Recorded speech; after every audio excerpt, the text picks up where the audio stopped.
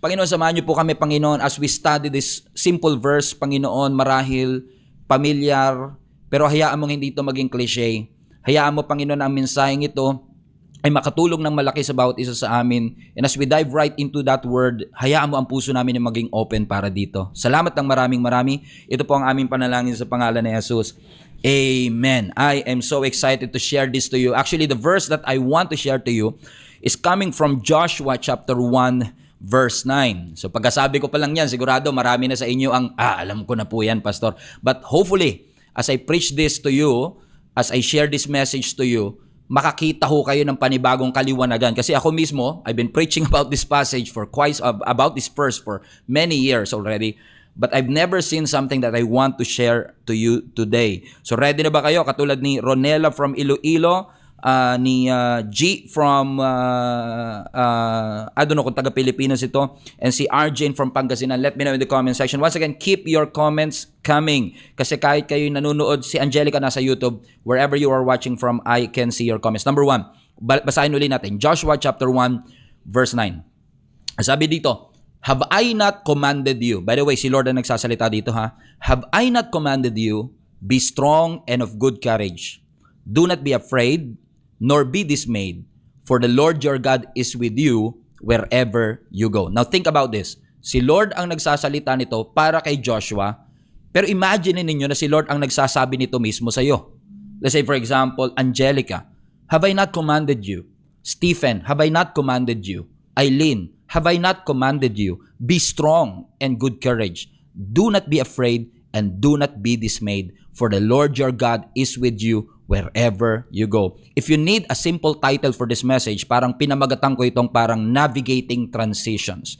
Navigating Transitions. Let me ask you a question and you can put your answers in the comment section right now. Kailan yung mga pagkakataon sa buhay mo o may mga specific circumstance po ba sa buhay ninyo na hinarap ninyo na alam mong kailangan mo ng tapang para mapagtagumpayan? Okay, let me repeat. May mga sitwasyon ba kayong kinaharap sa buhay ninyo, whether nakaraan, kasalukuyan, na tingin ninyo requirement ang pagiging matapang? No? Alam ko maraming mga circumstances tayo sa buhay natin na requirement ang pagiging matapang. Bigyan ko kayo ng example as you are typing your own experiences. Maaaring pag-iwan sa isang toxic relationship, kailangan mo ng tapang dyan. Pagpurso ng bagong karir, kailangan mo ng tapang dyan. Paghingi ng tawad, kailangan mo ng tapang dyan. Pagpapatawad sa mga taong nakasakit sa iyo, kailangan mo ng tapang dyan. Pagharap sa isang diagnosis ng isang doktor na hindi favorable ang result. O kaya naman pagharap sa isang medical treatment. Pangunguna sa isang proyekto dahil inassign ka bilang leader o manager ng isang proyekto at ikaw ang magsisimula nito especially for the first time. Or maybe you are confronting someone about an issue or a conflict. It requires bravery or courage. Pag-respond sa mga criticism, kailangan mo ng tapang dyan. Pag-let go ng iyong pangarap para sumunod sa Panginoon, kailangan mo ng tapang yan. Pero bukod sa lahat ng mga bukod sa lahat ng mga bagay na nagre-require ng tapang na harapin natin katulad ng nilalagay ninyo ngayon sa comment section, isa sa pinaka mahirap na tagpo ng buhay natin na nangangailangan ng tapang is yung mga stages of transitions. No? Kasi yung stages of transition, whether is it a transition from a new career to a new employment, transition from a new company, a new relationship, or maybe a transition for a new year. Like from 2024 to 2025, from one company to the other, from one boss to the other, lahat ng transition is mixed with grief. May nawala kasi. So nagdadalamhati ka, but at the same time, maaaring excited ka sa bago. Pero may uncertainty rin. Meron din takot. So it's a mix of uncertainty, a mix of grief, and a mix of fear na nararanasan natin every time we face transitions in our life. And this is a best example of those transition because itong verse na ito ay parte ng assignment ng Panginoon kay Joshua kung saan galing kay Moses yung leadership. By the way, si Moses is a great leader, but unfortunately, si Moses namatay na. He was not able to make it to the promised land. At yung leadership kailangang ipasa from Moses papunta dito kay Joshua. And now, itong si Joshua na batang-bata, si Joshua na bagong generation, he is stepping up into a new leadership role. A transition, sabihin na natin ganon, kung saan nagdadalamhati sila sa pagkamatay ng kanilang unang leader, pero they are uncertain as well, ano yung kakaharapin nating susunod na yugto. Now imagine niyo ang sarili ninyo. Katulad ka ni Joshua, that you are about to lead a million Israelites. Ang lahat ng kanilang hinaing, ang lahat ng kanilang buhay, nakadepende in essence sa iyo kasi yung decision mo could affect them. And it's a daunting task kasi involved ang military battles. Meron diyang logistical challenges. Kakain lang to mga taong to. It involves a lot of logistical challenges. It involves a lot of spiritual responsibility. And then out of that fear and out of that doubt and out of that transition, nawawalan ka ng tapang, nawawalan ka ng enerhiya, nawawalan ka ng pag-asa na tumuloy sa next season. And then, nangusap ang Panginoon sa iyo. At ang sabi niya uli sa verse 9, have I not commanded you? I want to highlight that part na sinasabi ng ating Panginoon, have I not commanded you? Ganda ng phrase na ito, no? Na sinasabi ng ating Panginoon na hindi lang sinasabi ng Lord na maging malakas siya, hindi lang sinasabi ng Lord na magpakatapang siya. Actually, yung salitang have I not is actually has a rhetorical tone. Parang rhetoric yung ano na yan eh, na parang sinasabi niya, kumbaga sa Tagalog yan, parang sinasabi ni Lord, di ba sinabi ko na sa'yo? Yung parang ganun. Parang aware si Lord sa takot ni Joshua, aware si Lord sa uncertainty na nararamdaman ni Joshua, pero ang tanong, aware ba si Joshua sa authority ng Panginoon? Aware ba si Joshua na committed ang Diyos na tupdin o tuparin ang kanyang mga pangako? Minsan kasi tayo, ang ugat ng fear natin is that natatakot tayo sa hinaharap na parang pakiramdam natin, hindi aware ang Diyos sa nararamdaman natin, in which every Sunday, every time you go to church, you've been reminded, aware ang Panginoon sa nararamdaman natin, pero ang tanong, aware ka ba na ang Diyos ay may authority sa sitwasyon na kinakaharap mo? Aware ka ba na ang ating Panginoon ay tumutupad sa kanyang mga pangako? Kaya ang sabi ng Panginoon, baka lang nakalimutan mo. Di ba, have I not commanded you? And by the way, tayo kasi, di ba, minsan pagka nag-uusap tayo about don't be afraid, don't be discouraged. Halimbawa, may kaibigan ka, lumapit sa iyo, o huwag kang matakot, huwag kang ma-discourage, huwag kang mapanghihinaan ng loob, o kaya sasabihin nila sa iyo, magpakalakas ka, is usually all of those things are motivational pep talk, na parang sinasabi natin, o huwag kang mangangamba, lakasan mo ang loob mo. Pero itong sinasabi ng ating Panginoon kay Joshua is not a motivational pep talk.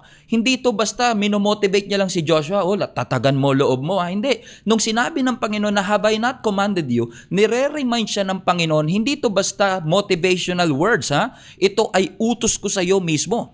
Ibig sabihin, inuutusan ng Panginoon itong si Joshua na kung ano man ang kanyang nararamdaman, kailangan niyang bitawan ito, kailangan niyang hayaan na mas manaig yung pananampalataya kaysa sa kanyang takot.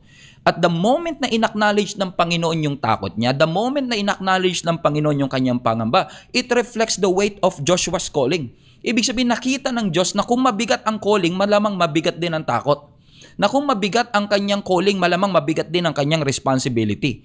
And yes, ina-address ng Diyos ang takot ni Joshua. Maaaring ina-address ng Diyos yung pakiramdam ni Joshua na inadequate siya, kulang siya. Di ba may ganun tayo minsan mga drama sa buhay, parang kulang ako, Panginoon, parang hindi ako kasing galing ng iba, hindi ako kasing ganda ng iba, hindi ako kasing husay ng iba. Ang sinasabi ng Panginoon sa kanya, have I not commanded you? Parang ina-address ng Lord.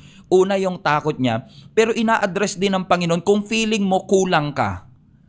Talagang kulang ka. Kaya nga sinasabi ng Panginoon, sumunod ka kasi may command eh. Hindi ito basta motivational na huwag ka matakot. Hindi, inuutusan siya ng Panginoon kasi alam ho nating lahat na yung obedience, okay, let me rephrase. Alam nating lahat na pagsunod at hindi abilidad ang susi ng katagumpayan. Ulitin ko. Gustong ipaalala muli ng Panginoon sa atin na kung iniisip mo, abilidad mo ang magdadala sa iyo sa katagumpayan, nagkakamali ka. Ang sinasabi lang ng Panginoon sa iyo, ang maghahatid sa iyo sa katagumpayan, obedience, pagsunod. So kahit may abilidad, pero kung walang pagsunod, ay walang mangyayari because courage flows from obedience. Nagfo-flow ang tapang kapag sumusunod ka. Okay? Lagay nga nyo sa comment section, kailangan nating sumunod. O, itag mo ang sarili mo, itag mo ang kaibigan mo, sabihin mo, kailangan nating sumunod. Kasi once na sumusunod ka sa utos ng Panginoon, yung kinakatakot mong provision, nandun sa obedience. Yung kinakatakot mong kulang ka sa power, kulang ka sa talent, kulang, lahat yun kasunod ng obedience. So, ibig sabihin, pag di ka sumunod, hindi mo makikita yung provision. Kasi minsan pag sinabi ng Lord sa atin, natatakot tayo. Ano kinakatakot mo? Wala kaming provision, parang masyadong mataas ang renta, parang masyadong mataas ang overhead nung business ko na to, parang mas mataas ang expenses kaysa sa income. So natatakot ka. Kung talagang sinabi ng Panginoon na gawin mo yan, ang tunay na susi ng katagumpayan yung pagsunod. Kasi pag sumunod ka, nandun yung provision. Yun yung kinakatakot mo. Nandun yung power na kinakatakot mo. Tingnan nyo to. No, minsan, may mga pagkakataon na kailangan natin ng lakas para makasunod. Okay? Let that sink in for a while. Sino sa inyo nakakaranas kayo ng mga tagpo ng buhay nyo na alam nyo kung walang lakas, mahirap sumunod? So minsan kailangan mo ng lakas para makasunod. Correct? Pero mas madalas, nakakasunod ka lang dahil sa lakas na binibigay ng Diyos. Yun yung mas madalas. Na hindi mo siya kayang sundin kung hindi ka bibigyan ng Diyos ng lakas. Kaya ngayon, pinapaalala ng Panginoon sa atin, I don't know who is this for, I don't know who God is ministering into, pero naniniwala ako ang Diyos mismo ay may sinasabi sa bawat isa sa atin. Maaring ikaw ay nasa stage na natakot ka, may mga pagkakataong hindi mo alam kung anong gagawin mo, pero ngayong gabing ito gustong ipaalala ng Panginoon sa iyo. Hindi ba inutusan kita na huwag matakot? Have I not commanded you not to be afraid? It was not a suggestion, it was not an inspirational talk. It is not a motivational talk. It is a command from the Lord. Don't be afraid. And speaking of don't be afraid, let's continue reading. Sabi ng Lord, have I not commanded you? Ano yung kasunod na sinabi ng Panginoon?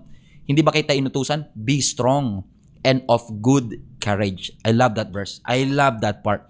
No? Na sinabi ng Panginoon, hindi ko ba inutos sa'yo? Ano daw yung utos na yun? Magpakatatag ka at magpakatapang ka. Now, if you read the whole chapter of Joshua chapter 1, nasa verse 9 pa lang tayo, pero kung binasa mo yung buong chapter, makikita mo that this is not the first time na sinabi ng Lord yung be strong and be courageous. In fact, kung babalik tayo ng 3 verses before, sa Joshua chapter 1 verse 6, tingnan nyo ito. Ang sabi ng Joshua 1:6, be strong and courageous because you will lead these people to inherit the land. So, ibig sabihin, inutos niya na ito nung una pa lang sa verse 6.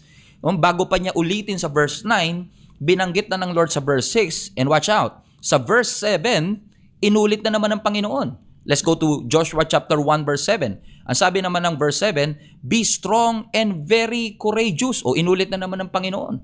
Amen? So sa verse 6, sinabi niya, be strong and courageous.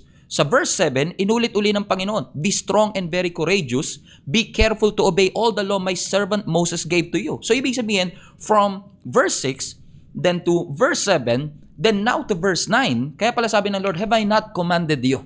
Let me remind you of my command. Be strong and be very courageous. Now, this is interesting because for quite some time, minsan parang na pagpapalit natin interchangeably yung strong and courage. Pero actually in the Hebrew, meron siyang specific na-define siya in a two specific way. Ang Hebrew word ng salitang strong is actually from the Hebrew kazak. Okay? At yung isa naman, yung courageous, is from the Hebrew amats. Okay? Kaya pansinin nyo, yung mga may amats, tumatapang talaga yan. Di ba? Pag may amats, no, kung ano-ano ginagawa, shout out sa lahat ng dating may amats dyan na tumapang din kayo. Now, yung Hebrew word ng strong is actually kazak, na ang ibig sabihin is firm or meron kang resolve. Ibig sabihin, meron kang unwavering decision. Okay? Hindi ka nagpapatinag, hindi ka nagpapatulak, hindi ka nagpapadaig. Pero yung courageous, amats, which means fearlessness. Kumbaga, wala kang kinakatakutan. So paano natin makikita ito? Bakit pinaghiwalay ng Lord yung kazak at yung amats? Bakit niya pinaghiwalay yung strong and courageous? Kasi gusto ng Panginoon na i-remind tayo mga kapatid na yung strength at yung courage parehong importante para makapag-overcome ka. Para makapagtagumpay ka, hindi pwedeng malakas ka lang, dapat matapang ka. May mga malakas na hindi matapang. May mga malakas na duwag. Okay? Kasi usually, ang strength natin is usually based on our external physique. Pero yung courage, nandun yan sa puso. So kung mapapansin ninyo, sa case ni Joshua, meron ba mga bagay na kinakatakutan siya? Yes. Una, external enemies. Nandun yung mga Canaanites, Hittites, Jebusites, Parasites, mosquito bites, lahat ng mga higante doon sa Promised Land, kalaban niya. External enemy. At ang external enemy nangangailangan ng ng strength.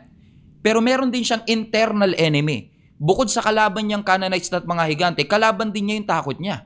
Kalaban din niya yung doubt niya. Kaya pala sabi ng Panginoon, malakas ka, pero ang tanong, matapang ka ba?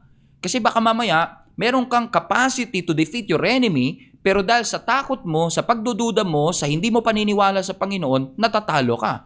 So ang gusto ng Panginoon mangyari kay Joshua, and I believe gusto ng Lord mangyari sa iyo, is you should be strong on the outside and courageous on the inside. You should be strong on the outside and courageous on the inside. Malakas ka sa iyong pangangatawan, malakas ka sa iyong mga skills and talents, lahat ng skills and talent na ipinagkaloob sa iyo ng Lord, nagagamit mo, na utilize mo, but at the same time, you need to be courageous. Amen? Can we put that in the comment section? Strong on the outside, courageous on the inside. That is a command of the Lord for each and every one of us. Stephen, you need to be strong on the outside and courageous on the inside. Kailangan natin maging ganun sa harapan ng Panginoon. Amen? Kasi ang sinasabi siguro ng Panginoon kay Joshua, alam mo, yung tapang na yan, yung tapang na yan, ang ugat ng tapang natin ay hindi dahil meron kang military resources, kasi wala naman sila nun.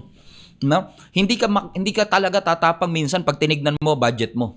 Sino sa inyo hindi kayo tatapang talaga kapag nakita nyo bank account mo? Talaga maduduwag ka nga pag nakita mo bank account mo. Pag tinignan mo talents mo, skills mo, parang kulang lahat. No? Pero ang root ng courage natin sa Panginoon ay hindi siya naka-base dun sa ating military resources, hindi siya naka-base sa ating bank account or sa wallet or sa skills or sa talent or education or experience natin. Ang root ng courage natin is due to the fact that God is with us. Amen? Amen? Kasi okay, kasi tayo minsan akala natin yung sapat na yung malakas lang tayo. Pero kung kahit gaano tayo kalakas, kahit gaano katindi ang potential natin, kahit gaano ka-talented tayo sa field natin, kung wala tayong lakas ng loob, walang mangyayari sa atin. Amen po ba mga kapatid? Everybody say amen in the chat mga kapatid. Strong and courageous. Strong, okay, in the outside but courageous on the inside. Ano pa sabi ng Panginoon sa verse 9? Basahin uli natin. Sabi ng Panginoon, have I not commanded you? Ano uli yun? Be strong and of good courage. Don't be afraid, don't be dismayed. Look at this part. For the Lord your God, I love that. For the Lord your God. Number one, pinersonal niya eh. No, yung Lord mo, hindi lang siya basta Diyos, kundi Diyos mo. No, hindi lang siya basta shepherd mo. Hindi lang siya protection, kundi protection mo. Hindi lang siya basta deliverer mo. Ibig sabihin, ginagawang personal. Alam nyo, ang Diyos, no, hindi natin mamamaximize lahat ng pinagbayaran ng ating Panginoong Hesus kung hindi natin siya gagawing personal sa ating buhay. Ang presensya ng Diyos hindi distant. Ang presensya ng Diyos hindi malayo. Ang presensya ng Diyos intimate at active. Kung iisipin natin na ang presensya ng Lord ay lagi nakaabang lang from the outskirt at lagi lang siya nasa labas, inaabang. No. Ang presence ng Lord is not distant. Ina-assure tayo ng Panginoon sa mga oras na ito that God, the Lord your God, the Lord who created the heavens and the earth, the God who saved you, who bled and died for at the cross for you, is intimate and active. Katulad ni Abraham, naranasan niya yan. Si Isaac, naranasan niya yan. Yung predecessor niya, si Moses, naranasan yan. No? Kasi nangyayari, kailangan ma-realize natin yan. Ang Diyos natin personal. Ang tanong, si Lord ba, kilala mo talaga? O talagang meron kang personal relationship sa Kanya? O kilala mo lang siya as your God? Kailangan magkaroon tayo ng malalim talaga na relationship sa ating Panginoon. Lalo ngayon 2025, no? I'm sure hundreds if not thousands of people have committed themselves para sabihin, Lord, gusto ko magpakalalim sa iyo. Bakit importante ito? No? Pansinin ninyo, kapag kilala mo ang Diyos, nagbabago yung pagharap mo sa pagsubok. Pansinin nyo, no? Pansinin mo lang. Pagkakilala mo ang Diyos, okay, pag mas malalim ang pagkakilala mo sa Diyos, mas relax ka. Okay? Mas relax ka pag malalim pagkakilala mo. Pero pag mababaw lang yung pagkakilala mo sa Diyos, lagi ka nagpapanik. Lagi kang anxious. Lagi kang natatakot. Pero the more na nagkakaroon ka ng intimate relationship, nare-recognize mo yung presence ng Diyos. That even when the odds are against you, alam mo may assurance ang Lord ng victory. So I want to encourage you, kailangan kilalanin mo ang Diyos na maging personal siya sa buhay mo. Kasi the more na lumalalim ang relationship mo sa Panginoon, the more na nagiging relax ka sa pagharap ng mga pagsubok. No, hindi ka nagpapanik, hindi ka natatakot, hindi ka nangangamba. Kasi alam mo na yung Diyos nandyan eh. Tumutupad siya. And He is your God. He's not just a God. He is your God. He's not just a shepherd. He is your shepherd. Amen, mga kapatid? Everybody put that in the chat. Amen. Amen. God is with me. What else? Ang sabi ng scripture, for the Lord your God. Ano yung pangako? Si Lord na personal sa iyo. Let's continue reading. In verse 9, for the Lord your God is with you. Yan, tingnan nyo. Ang sabi ng scripture, hindi ba inutusan ko kayo, huwag kayong matakot. Tapangan nyo, lakasan nyo ang loob ninyo. Kasi ang Diyos ninyo ay kasama ninyo. Ibig sabihin yung presensya ng Lord hindi distant, as I was saying. Actually, yung salitang presence dyan in the Hebrew, Shekinah eh. Ibig sabihin yan, protection, guidance, favor. So sinasabi ng Panginoon kay Joshua dito, don't be afraid for the Shekinah glory, the Shekinah presence of God. The one that protects, that guides, that gives you favor is always with you. In fact, ang ibig sabihin nito is that pag sinabi mo kasing Shekinah, it meant that God would go ahead of you. Bago mo pa harapin, nando na siya. Bago mo pa papuntahan, nando. Ibig sabihin, nakalculate na ng Diyos, nakita na ng Panginoon, He is already with you. So if you need protection, if you need guidance, if you need favor, He already set it out for you. Even before, amen, ng pagpunta mo doon. So it is a huge promise ng Panginoon sa atin. What a wonderful promise, isn't it, mga kapatid? Let's take a moment, mga kapatid, at pasalamatan ng Panginoon. Grabe 'yun. Na ang root cause, ang dahilan kung bakit hindi ako dapat matakot, ang reason kung bakit hindi ako dapat mangamba is due to the fact that God is with me. 'Di ba? Yung presensya ng Diyos, yung favor ng Lord, yung protection ng Lord, God is with me. Lagay nyo nga sa comment section, God is with me, God is with me, God is with me. Amen. As many as you can. Amen. God is with us. The Lord is with us. Amen. Kasama natin ang Panginoon. Wherever you are, kasama natin ang ating Panginoon. Because the presence of God, which symbolizes protection, guidance, and favor, is always with us. It means that God will always go ahead of you. Lagi ko sinasabi to na isa sa pinakamaganda at pinaka-reassuring, comforting na pangako ng Lord sa atin, ay yung pangako niya that He will always be with you. Kasi madalas, we are not always leaning towards coming to the Lord. May mga pagkakataon na gano'n na minsan nagsosolo tayo, nagsasarili tayo. Pero ang Diyos nangako po sa atin, He will always be with us. God will always be with us. In the midst of this transition phase, no, sa buhay ni Joshua. Actually, hindi lang kay Joshua, sa buong nation of Israel. Pero magta-transition sila sa bagong leadership, sa bagong way of living. Nasanay sila na puro tent. Nasanay sila na mobile yung kanilang bahay. And then may pangako ang Panginoon dun sa promised land, permanent na yung bahay ninyo. Transition yun eh. At hindi porket may blessing, wala nang takot.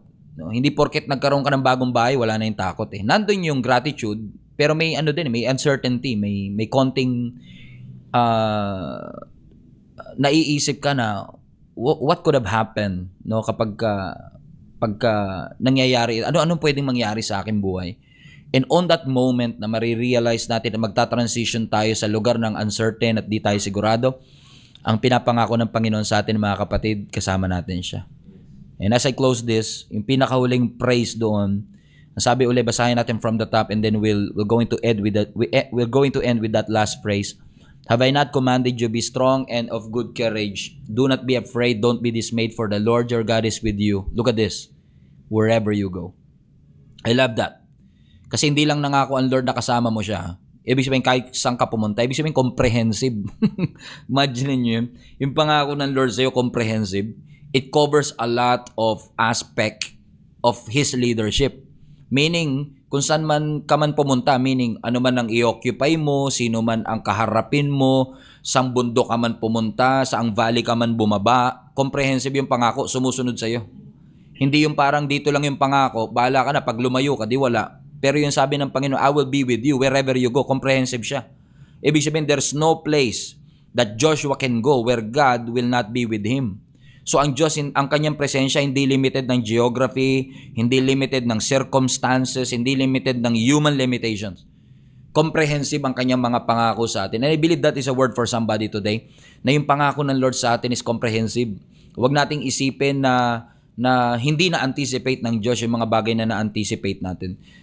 God will always be with us, and that's for sure. When you step into a role, step into a new environment, humakbang ka sa isang pagtawag, sinunod mo ang ating Panginoon, He will always be with you.